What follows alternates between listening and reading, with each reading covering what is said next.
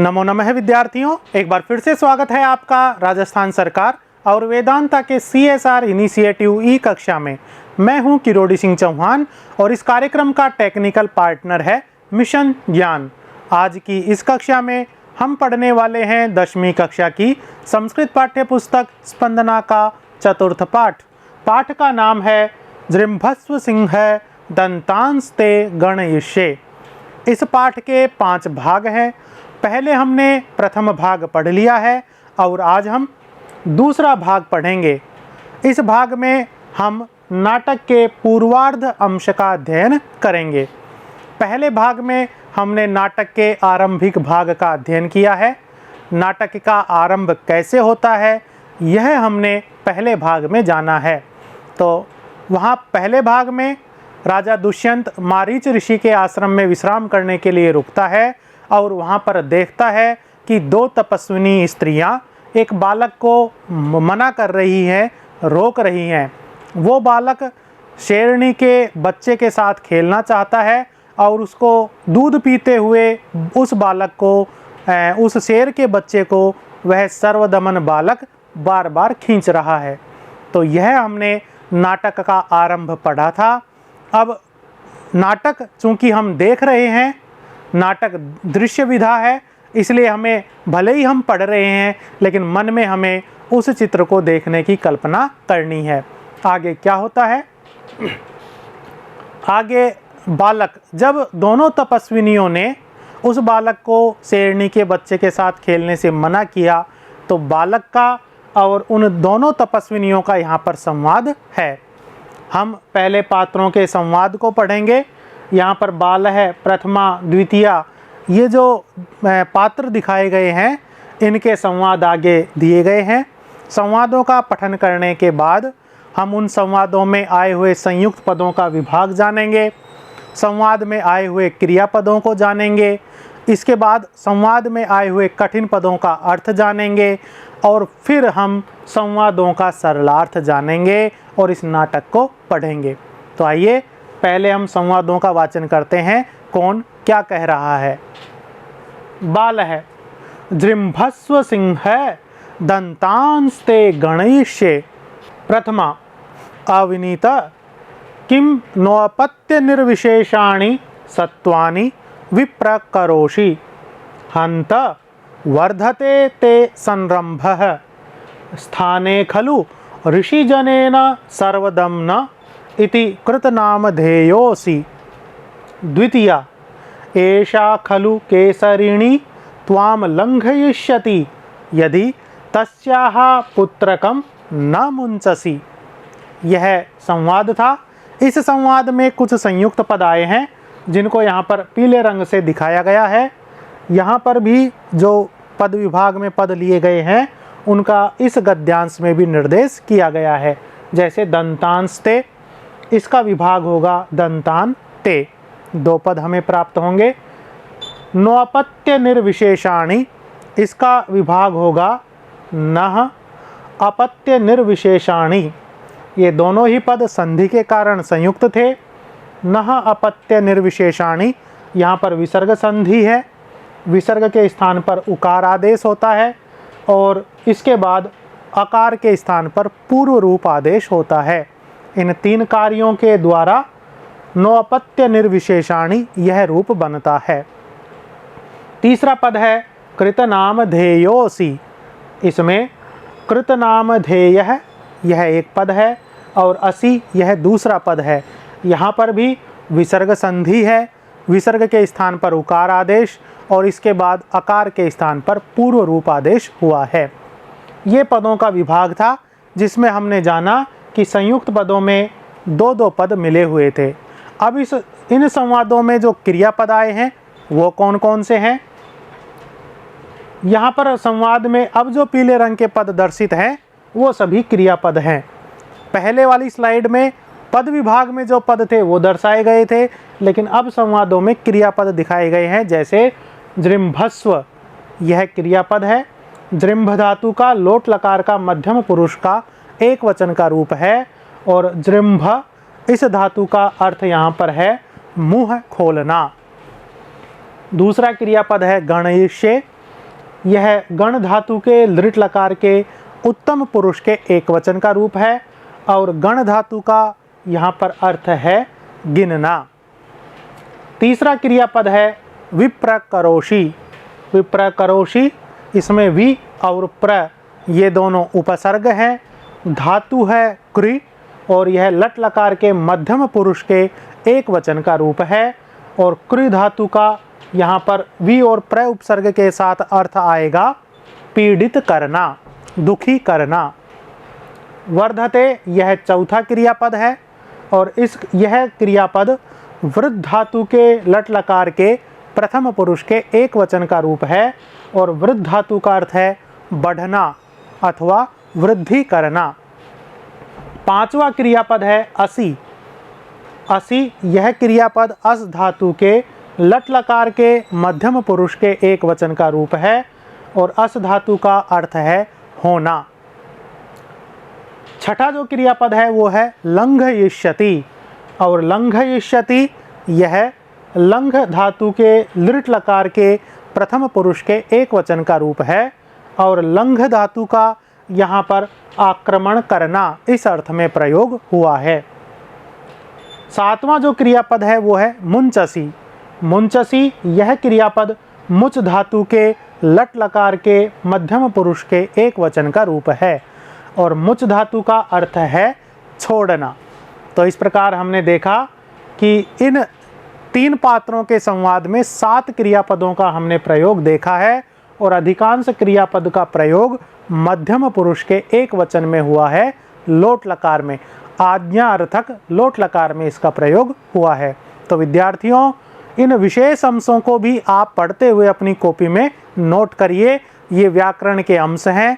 पहले भी हमने पाठ के प्रश्नोत्तरों का जब अभ्यास किया था तो वहाँ पर अभ्यासों में हमने यह देखा था कि क्रियापदों के धातु, लकार, पुरुष और वचन हमें बताने होते हैं। तो ये चीज़ें अभ्यास को हल करने में हमारे काम में आती है। क्रियापदों का बोध करने के बाद अब हम इन संवादों में जो कठिन पद हैं उनका बोध करते हैं। यहाँ पर संवाद में जिस प्रकार क्रियापद दिखाए गए हैं उसी प्रकार इस संवाद में हमने यहाँ पर कठिन पद दिखाए हैं जिनका अर्थ नीचे दिखाया गया है। जैसे अविनीत। अविनीत, इसका अर्थ है दयाहीन, विनम्रता से रहित अथवा दुष्ट। और अविनीत, यह अविनीत इस पुंलिंग शब्द के संबोधन के एक वचन का रूप है। अपत्य निर्विशेषाणि, इसका अर्थ है संतान के समान और अपत्य निर्विशेषाणि, यह अपत्य निर्विशेष इस नपुंसक लिंग शब्द के द्वितीय विभक्ति के बहुवचन का रूप है। अपत्य शब्द का प्रयोग संतान के अर्थ में होता है और जो संतान के रूप में हमारे लिए विशेष प्रिय हैं ऐसे। सत्वानी, इसका अर्थ है प्राणियों को, जीवों को। तो अपत्य निर्विशेषाणी यह विशेषण था कि जो संतान के समान विशेष प्रिय हैं कौन? सत्वानी, जीव, पशु। सत्वानी प्राणियों को अर्थात जीवों को और सत्वानी यह सत्व इस नपुंसक लिंग शब्द के द्वितीय विभक्ति के बहुवचन का रूप है। संरंभ, इसका अर्थ है क्रोध और संरंभ यह संरंभ इस पुंलिंग शब्द के प्रथमा विभक्ति के एक वचन का रूप है। केसरिणी, इसका अर्थ है सिंही। शेर पुल्लिंग का रूप है और शेरनी यह स्त्रीलिंग का पद है, सिंही, शेरनी। और केसरिणी, यह केसरिणी इस स्त्रीलिंग शब्द के प्रथमा विभक्ति के एक वचन का रूप है। पुंलिंग में केसरिणी का जो रूप बनेगा वो बनेगा केसरी। केसरी पुल्लिंग में, केसरिणी स्त्रीलिंग में। ये कठिन पदों के अर्थ थे। अब हम इन संवादों का सरलार्थ आसानी से कर सकते हैं। जैसे बालः, जिस बालक को दोनों तपस्विनियां मना कर रही थी वो बालक क्या क्रिया कर रहा था? तो बालक कह रहा है दृम्भस्व सिंह। सिंह, अरे शेर, दृम्भस्व मुंह खोलो, ते दंतान, तुम्हारे दांतों को, गणयिष्ये, गिनूंगा। जबरदस्ती वो उस शेर के बच्चे के मुंह को खोल रहा था और ये कह रहा था कि मुंह खोलो, मैं तुम्हारे दांतों को गिनूंगा। उसकी इसी क्रिया के लिए दोनों तपस्विनियाँ उसे मना कर रही थी कि ऐसी चंचलता मत करो। इस क्रिया को देखकर प्रथमा, पहली तापसी, पहली तपस्विनी स्त्री क्या कह रही है? अविनीत, अरे दुष्ट, किम नः अपत्य निर्विशेषाणि सत्वानि, नः हमारे अपत्य निर्विशेषाणि संतान के समान, हमारे पुत्रों के समान, सत्वानि इन जीवों को, किम विप्र करोसी, क्यों क्रोधित कर रहे हो, क्यों दुखी कर रहे हो? कि जिस प्रकार तुम हमारे पुत्र हो, इसी प्रकार आश्रम में ये जो जीव जंतु हैं, इनको भी हमने पाल पोस कर बड़ा किया है, ये भी हमारे पुत्रों के समान है, संतानों के समान है, इन्हें तुम क्यों दुखी कर रहे हो?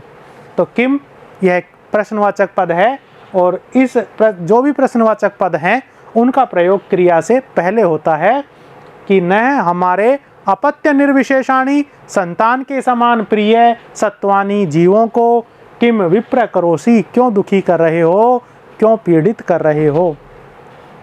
ऐसा कहने पर भी जब वो नहीं माना तो आगे क्या कह रही है? हंत, अरे वर्धते ते संरंभ, संरंभ क्रोध, तुम्हारी चंचलता, ते तुम्हारी संरंभ क्रोध, तुम्हारा गुस्सा, तुम्हारी चंचलता, तुम्हारी खेलने की जिद, वर्धते बढ़ रही है, तुम तो नहीं मान रहे हो बल्कि हठ कर रहे हो, खेलने की जिद कर रहे हो। स्थाने खलु ऋषि जनेन, ऋषि जनेन ऋषि लोगों के द्वारा, ऋषि मुनियों के द्वारा, स्थाने स्थान पर ही, उचित ही, कृत नाम ध्येय नाम रखा है, तुम्हारा नाम रखा है, कि तुम्हारा जो नाम रखा है ऋषि मुनियों ने वो उचित ही रखा है। क्या? सर्वदमन इति, सर्वदमन, यह जो तुम्हारा नाम है वो ऋषि मुनियों ने उचित रखा है, सही स्थान पर रखा है। सर्वदमन, सर्व का मतलब सभी का, दमन यानी दमन करने वाला। तो जब हम शब्द का अर्थ देखेंगे, सर्वदमन सभी का दमन करने वाला, उसी नाम की विशेषता के अनुसार ही वो छोटा सा बालक उस शेर के बच्चे को दमन करने की चेष्टा कर रहा था। और वही बात जो है उन तपस्विनियों ने, स्त्रियों ने कही, क्या कही? कि ऋषि मुनियों ने तुम्हारा सर्वदमन यह नाम सही रखा है, उचित ही रखा है, तुम्हारा यही नाम होना चाहिए। दूसरी तपस्विनी क्या कह रही है?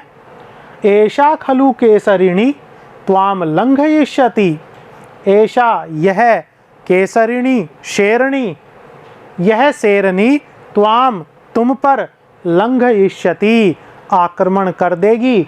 खलु ये अव्यय है जो निश्चित अर्थ का बोध कराने के लिए आता है कि निश्चित ही यह शेरनी त्वाम लंघयिष्यति, तुम पर आक्रमण कर देगी, यदि तस्याहा पुत्रकम, उसके पुत्र को, न मुंचसी, तुम नहीं छोड़ोगे। यदि तुम उसके पुत्र को नहीं छोड़ोगे तो यह शेरनी तुम्हारे ऊपर आक्रमण कर देगी। इस प्रकार दूसरी तपस्विनी उसे चेतावनी देती है कि शेरनी के बच्चे से दूर हो जाओ, उसे ज़बरदस्ती खेलने के लिए मत खींचो। तो यह प्रसंग हमें मंच पर देखने को मिलता है। आगे क्या होता है? आगे संवाद आता है बालक का और प्रथमा तपस्विनी का। क्या कह रहा है बालक? कहा कुछ भी नहीं, पहले उसकी क्रिया आती है। सस्मितम, अहो बलीयः खलु भीतोऽस्मि इत्यधरम दर्शयति। प्रथमा, वत्स एनं बालमृगेन्द्रं मुञ्च, अपरं ते क्रीडनकं दास्यामि। बालः, कुत्र देहि एतत् इति हस्तं प्रसारयति। ये संवाद है। इस संवाद में जो संयुक्त पद हैं उनका विभाग यहाँ पर दिखाया गया है। जैसे भीतोऽस्मि, इसमें दो पद हैं, भीत है, अस्मि। यहाँ पर विसर्ग संधि, विसर्ग का उकार और आकार का पूर्व रूप आदेश हुआ है। इसी प्रकार इत्यधरम, इसका विच्छेद है इति अधरम, यहाँ पर यण संधि के कारण संयुक्त पद बना है। देहि एतत्, इसका विच्छेद करेंगे तो देहि एतत्, यहाँ पर भी यण संधि है। तो यहाँ पर तीन पद हैं, जो संधि के कारण एक पद बने हुए थे। इस संवाद में जो क्रियापद प्रयोग हुए हैं उनको भी जान लेते हैं। पहला जो क्रियापद है वो है अस्मि। अस्मि यह क्रियापद अस धातु के लट लकार के उत्तम पुरुष के एक वचन का रूप है और अस धातु का अर्थ है होना। इसी प्रकार दूसरा क्रियापद है दर्शयति। दर्शयति में दृश्य धातु है, लट लकार के प्रथम पुरुष के एक वचन का रूप है, यह निजंत रूप है और दृश्य धातु का अर्थ होता है देखना। तीसरा जो क्रियापद है वो है मुंच। मुंच यह क्रियापद मुच धातु के लोट लकार के मध्यम पुरुष के एक वचन का रूप है और मुच धातु का अर्थ है छोड़ना।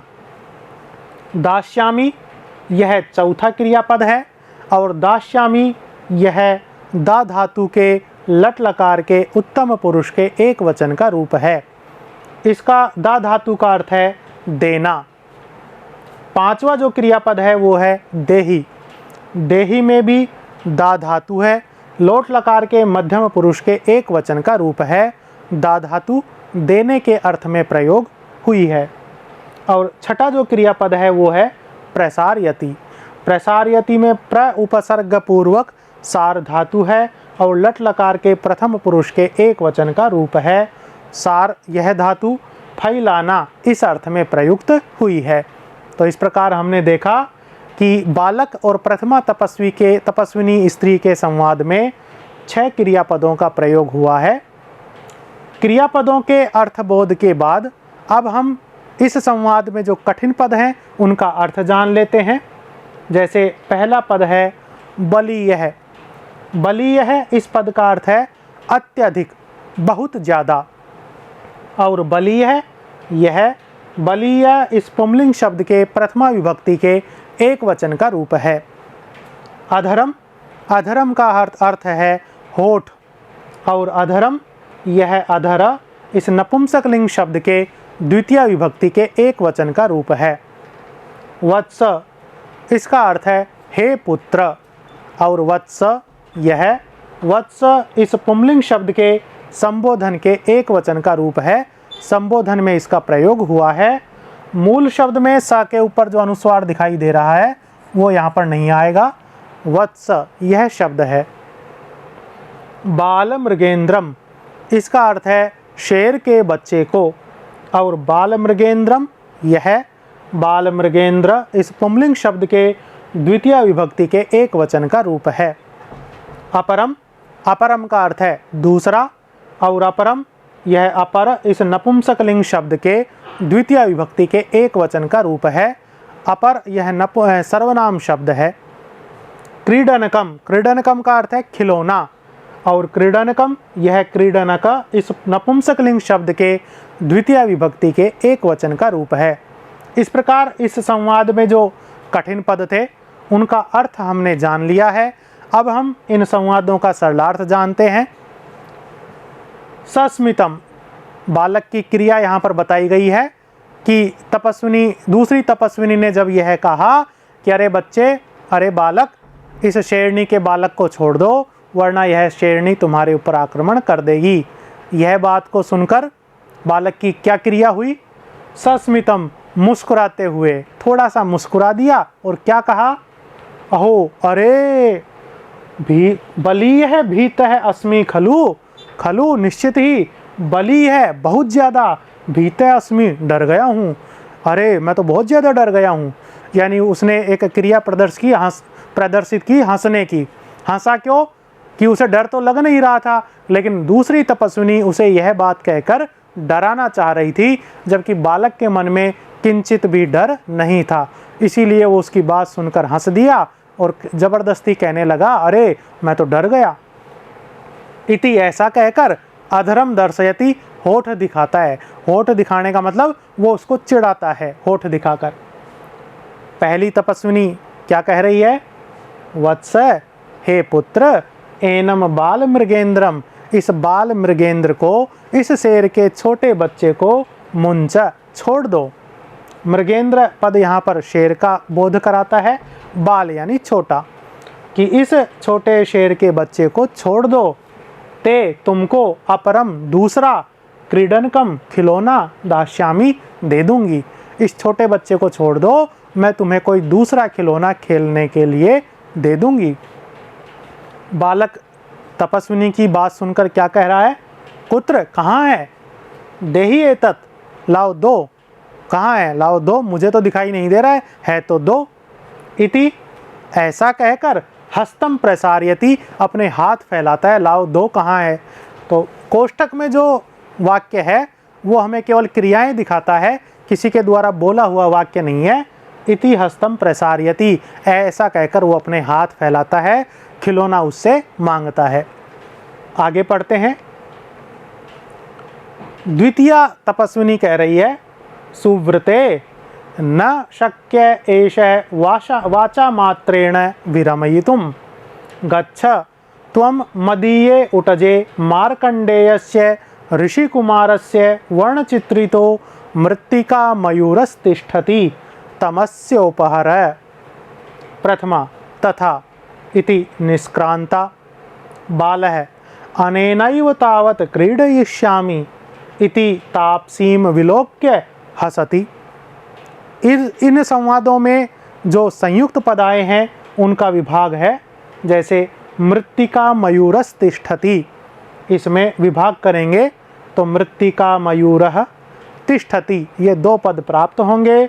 दोनों का संयुक्त पद विसर्ग संधि, विसर्ग के स्थान पर उकार और सकार, उकार यहाँ पर नहीं है, यहाँ पर विसर्ग संधि होगी और विसर्ग के स्थान पर सकार आदेश होगा। इसी प्रकार दूसरा जो पद है वो है तमस्योपहर। इसका जब विच्छेद करेंगे तो तम अस्य उपहर। तम अस्य, यह तो वर्ण संयोग के कारण पद बना है। अस्य उपहर, इसमें विच्छेद करेंगे तो अस्य उपहर। इन दोनों पदों में गुण संधि है।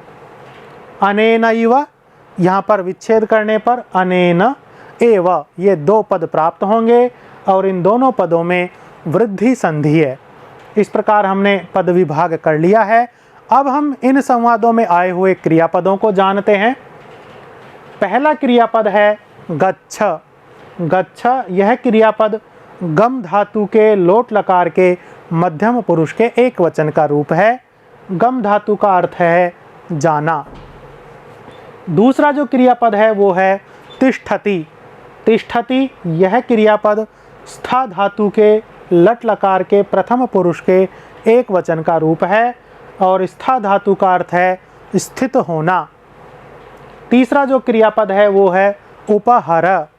उपहर, यह क्रियापद उपसर्ग पूर्वक हृ धातु के लोट लकार के मध्यम पुरुष के एक वचन का रूप है और हृ धातु का अर्थ है हरण करना या उपसर्ग के साथ इसका अर्थ आ रहा है लाना।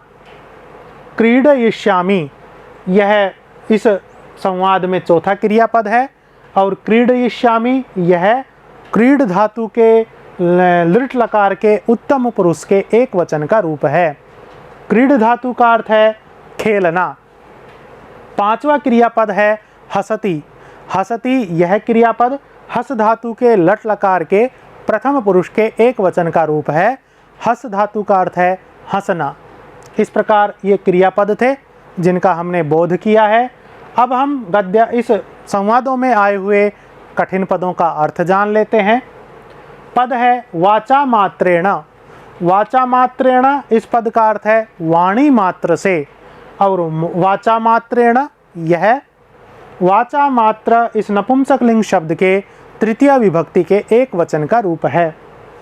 मदीये, इसका अर्थ है मेरा या मेरी और मदीये, यह मदीय इस सर्वनाम पुंलिंग शब्द के सप्तमी विभक्ति के एक वचन का रूप है।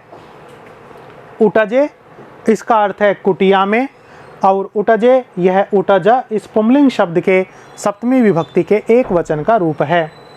वर्णचित्रितः, इसका अर्थ है रंगों से चित्रित और वर्णचित्रितः, यह वर्ण विशेषण पद है। किसका विशेषण पद है? यह मृत्तिका मयूर है, इसका विशेषण पद है। इस पद की विशेषता बतला रहा है।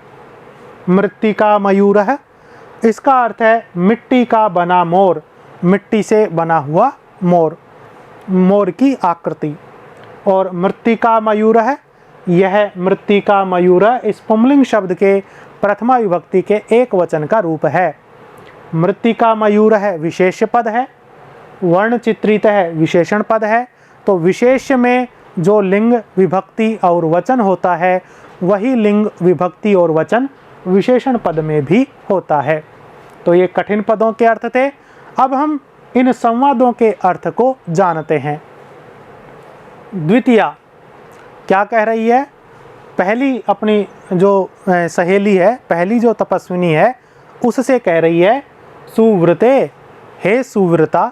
पहली तपस्विनी का नाम था सुव्रता और उसी का संबोधन में रूप है सुव्रते कि हे सुव्रते, एषः यह बालक वाचा मात्रेण, केवल वाणी मात्र से कहने से ही विरमयितुम न शक्य, रुक नहीं सकता है।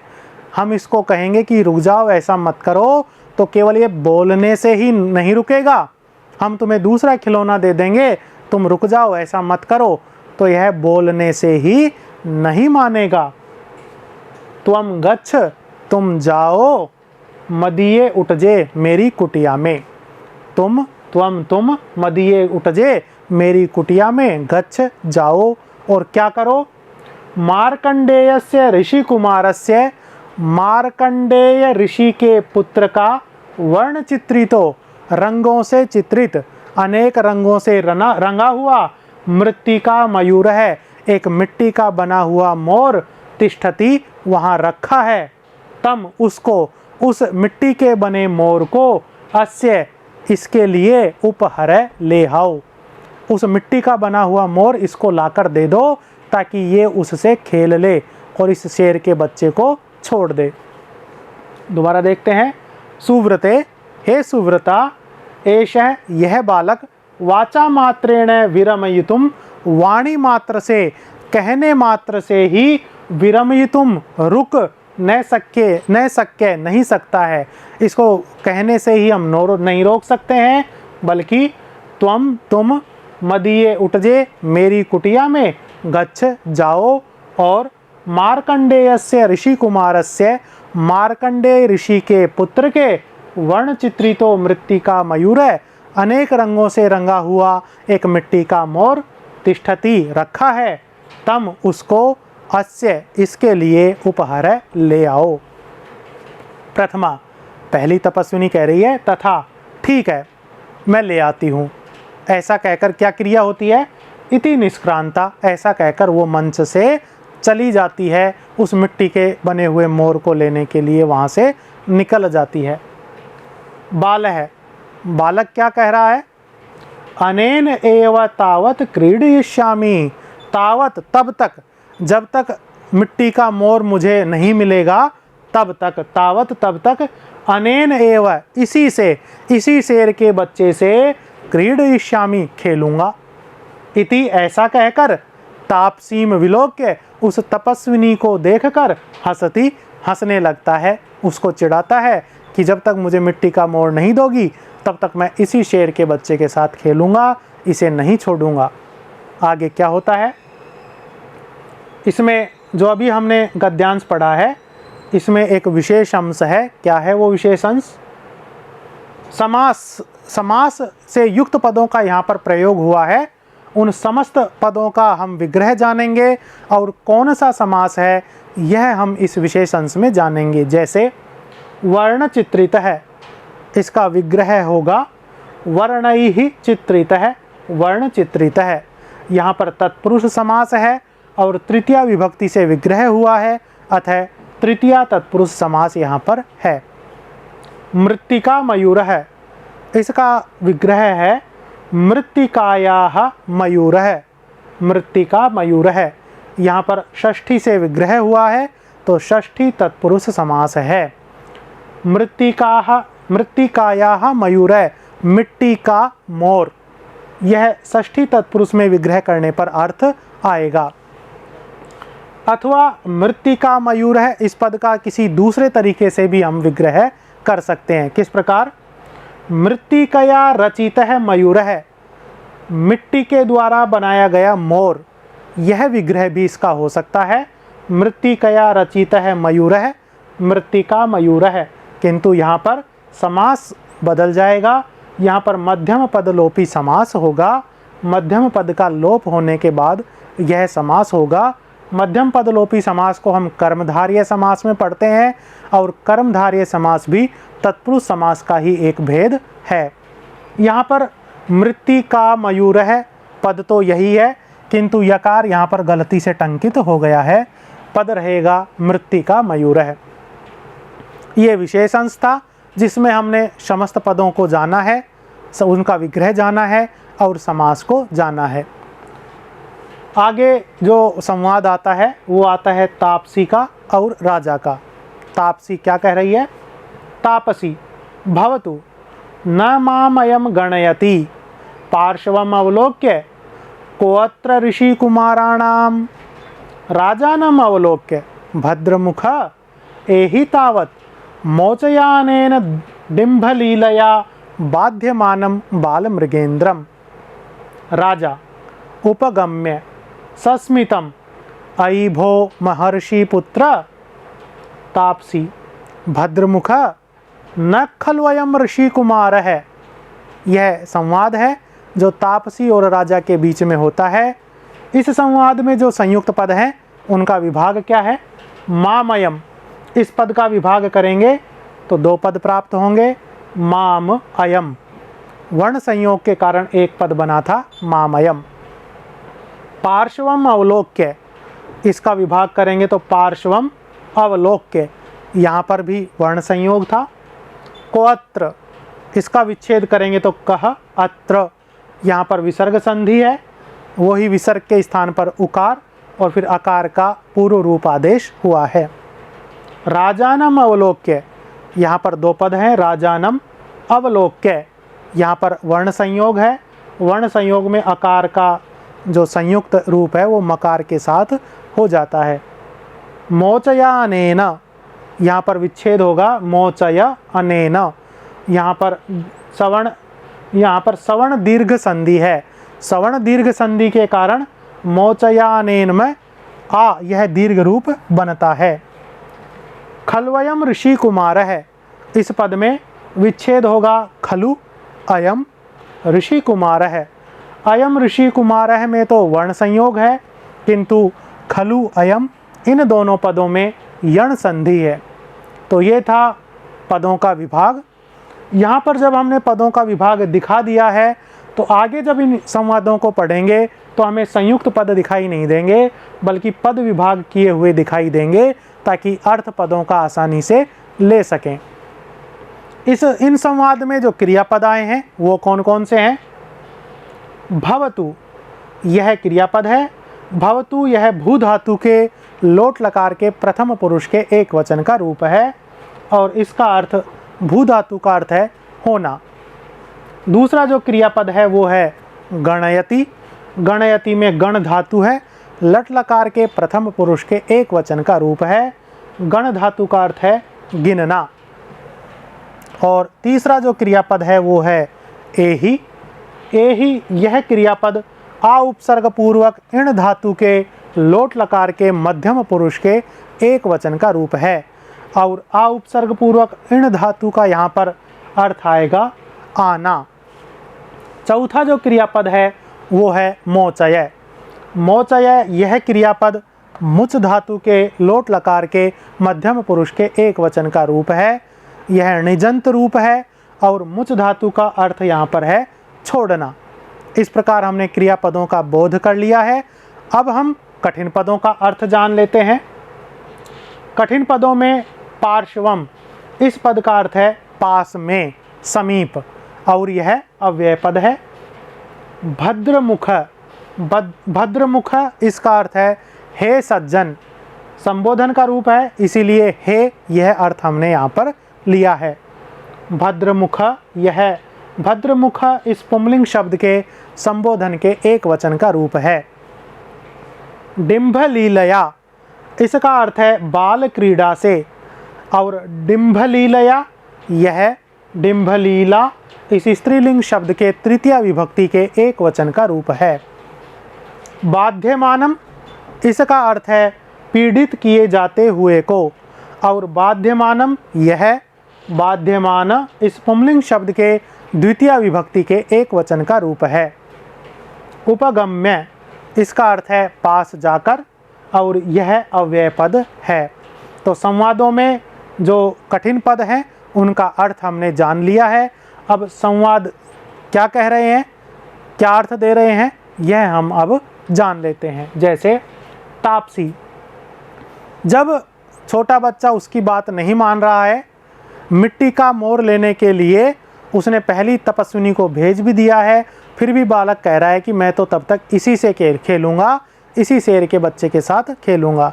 तो तापसी क्या कह रही है, भवतु, अच्छा तो रहने दो, जो करो करो। माम अयम न गणयति, माम मुझको, अयम यह, न गणयति नहीं गिन रहा है, मुझको तो यह कुछ समझ ही नहीं रहा है। पार्श्वम अवलोक्य, पास में देखती है कि कोई है और कोई। कह अत्र ऋषि कुमाराणाम, आवाज़ देती है ऋषि कुमाराणाम, ऋषि पुत्रों में से। कह अत्र, यहाँ कौन है, आवाज़ देती है कि ऋषि कुमारों में से कोई यहाँ पर है, आसपास है। क्यों आवाज़ देती है, क्योंकि उसे पता है कि बच्चा मुझे तो कुछ गिन नहीं रहा है, तो किसी और को बुलाती हूँ जिसके कहने से यह मान जाए या और व्यक्ति इसको इस बालक से अलग कर दे। राजा उसे दिखाई देता है, राजानम अवलोक्य, राजा को देखकर, एक पास में राजा खड़ा हुआ था उसको देखकर क्या कह रही है, भद्रमुख है, हे सज्जन एहि तावत, जरा आओ तो। मोचय अनेन, अनेन इसको, इससे, मोचय छुड़ाओ, इससे, किससे, डिम्भ लीलया बाध्यमानम बाल मृगेंद्रम, अनेन इससे, इस बालक से, डिम्भ लीलया बालक के समान क्रीड़ा करते हुए, बाल क्रीड़ा से, बाध्यमानम पीड़ित किए जाते हुए, बाल मृगेंद्रम इस शेर के बच्चे को, अनेन इससे, मोचय छुड़ाओ। यानी यह इससे बाल क्रीड़ा कर रहा है और बाल क्रीड़ा के कारण इस छोटे से बच्चे को बाधित कर रहा है, पीड़ित कर रहा है, तो इससे इसको छुड़ाओ। यह निवेदन तापसी राजा से करती है। राजा उपगम्य, पास जाकर, सस्मितम हंसता हुआ क्या कह रहा है बच्चे से, अयि भो महर्षि पुत्र, अरे ऋषि पुत्र, केवल उसने संबोधन ही किया है, उस बच्चे को ऋषि का पुत्र बताया है। संबोधन करते हुए क्या कह रहा है, अयि भो महर्षि पुत्र, अरे ऋषि पुत्र।